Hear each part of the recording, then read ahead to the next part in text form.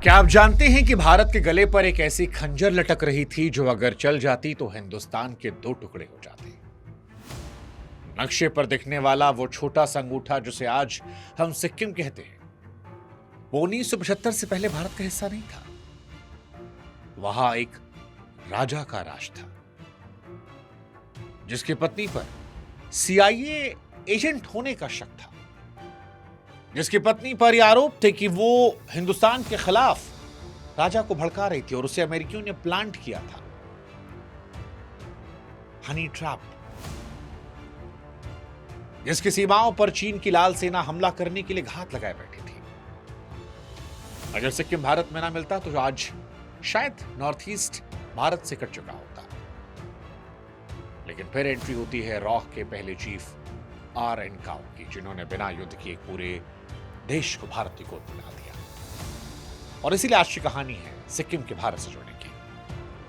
ये कहानी आप देख रहे हैं हिस्ट्री बुक पर, आपके साथ मैं शुभंकर। इस कहानी की शुरुआत करें उससे पहले हमारी आपसे गुजारिश है कि हमारे व्हाट्सएप चैनल से आप जरूर जुड़िएगा ताकि हमारा आपका रिश्ता और मजबूत हो।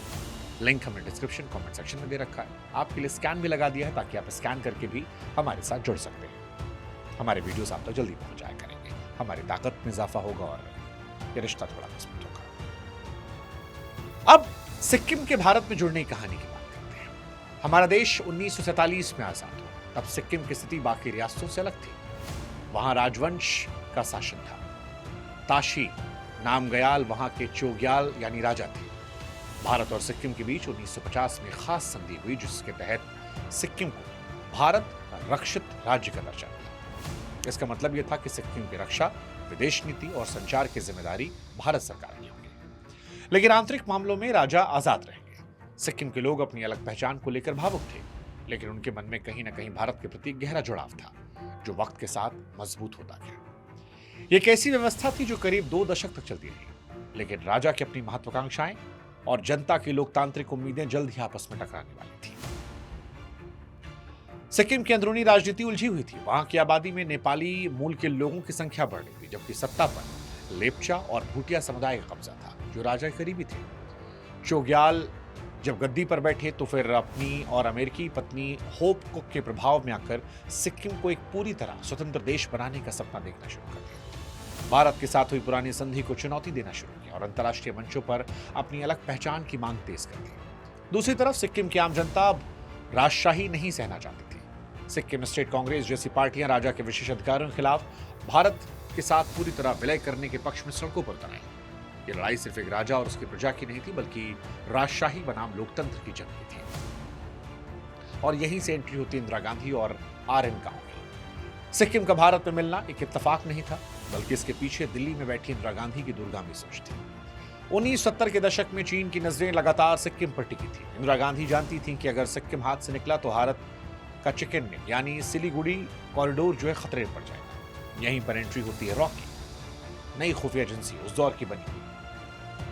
उसके चीफ थे आर.एन. काउ। काउ और उनकी टीम ने सिक्किम के भीतर लोकतांत्रिक आंदोलनों को पीछे से समर्थन देना शुरू किया। वहां की जनता को भरोसा दिलाया कि उनका भविष्य राजशाही के अहंकार में नहीं बल्कि भारतीय लोकतंत्र की बाहों में सुरक्षित है। एक बारीक और दिमागी खेल था जिसमें बिना किसी शोर शराबे के सिक्किम के भीतर बदलाव की पटकथा लिखी जा रही थी। काउ के इस गुप्त मिशन ने विलय की नींव रख दी थी। हालांकि सबके बीच में सिक्किम के राजा की अमेरिकी रानी और उनकी रहस्यमय भूमिका संदिग्ध थी। सिक्किम के आखिरी राजा की पत्नी होप कुक की भूमिका इस पूरी कहानी में रोमांचक है। होप कुक दरअसल एक अमेरिकी महिला थी और उस जमाने में अफवाह तेज थी कि वो सीआईए की एजेंट है। राजा पलदेन उनसे इतना प्रभावित थे कि उनकी बातों में आकर सिक्किम को स्विट्जरलैंड की तरह एक न्यूट्रल देश बनाने की कोशिश करने लगे। वे चाहती थी कि सिक्किम भारत के प्रभाव से पूरी तरह मुक्त हो जाए। उनकी दखलंदाजी ने भारत सरकार को और सतर्क कर दिया। इंदिरा गांधी को डर था कि अगर अमेरिका का प्रभाव सिक्किम में बढ़ा तो ये भारत की सुरक्षा के लिए बड़ा खतरा है। होप कुक की मौजूदगी ने दिल्ली को सोचने पर मजबूर कर दिया कि अब सिक्किम के मामले में हस्तक्षेप करने का सही वक्त आ चुका है। और फिर हुआ 1973 का विद्रोह। सिक्किम में तनाव तब चरम पर पहुंचा जब साल 1973 में राजा के जन्मदिन पर भारी विरोध प्रदर्शन हुए। हजारों की संख्या में लोग सड़कों पर आए।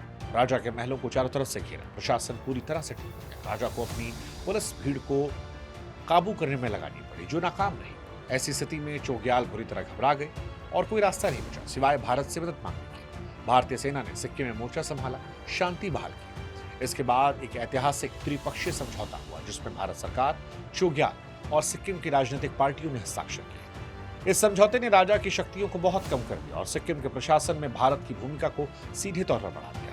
यह राजशाही के अंत की शुरुआत थी। अब सवाल कि क्या भारतीय सेना का वो 30 मिनट का एक्शन जरूरी था? देखिए, 9 अप्रैल साल 1975 की वो सुबह सिक्किम के इतिहास की सबसे निर्णायक सुबह साबित हुई। सुबह के करीब 9:45 पर भारतीय सेना के ट्रकों ने गंगटोक के चोग्याल के महल को अचानक घेर लिया।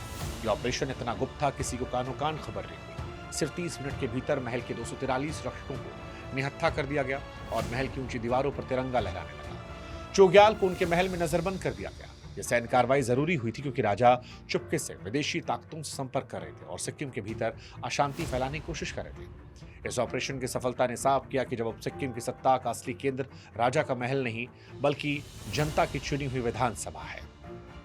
हालांकि इस बीच चीन की धमकियां और भारत का ऐतिहासिक फैसला भी गौर करने वाला है, क्योंकि सिक्किम के विलय के दौरान सबसे बड़ा खतरा चीन से था।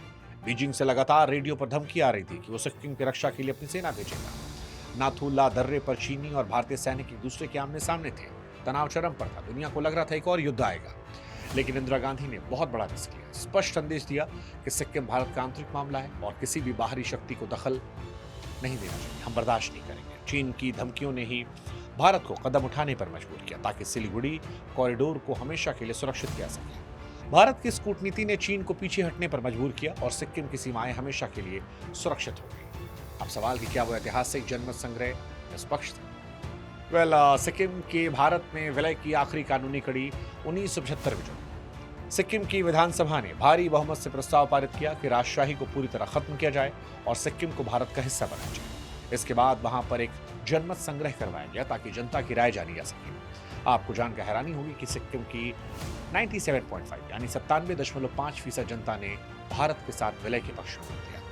हालांकि कुछ आलोचक आज भी प्रक्रिया पर सवाल उठाते और इसे दबाव की राजनीति बताते, लेकिन जमीनी हकीकत यह थी कि सिक्किम के लोग राजा के भेदभावपूर्ण शासन से परेशान थे और वो भारत के लोकतंत्र का हिस्सा बनकर तरक्की चाहते थे। 16 मई 1975 को राष्ट्रपति फखरुद्दीन अली अहमद ने हस्ताक्षर किए और सिक्किम आधिकारिक तौर पर भारत का 22वां राज्य बन गया। ये कहानी थी सिक्किम के भारत का हिस्सा बनने की। ये कहानी थी एक देश के भारत का हिस्सा बनने की। ये कहानी थी रॉ के उस स्मार्ट टेक्निक की, उस ऑपरेशन की जिसमें एक बूंद खून बहे बगैर एक देश भारत का हिस्सा हो गया। ये कहानी इंदिरा गांधी और चाव साहब के अचीवमेंट की थी। ये कहानी भारत के एक नए राज्य के जुड़ने की थी। ऐसी तमाम कहानियों के लिए आप जुड़े रहिए हमारे साथ। नमस्कार।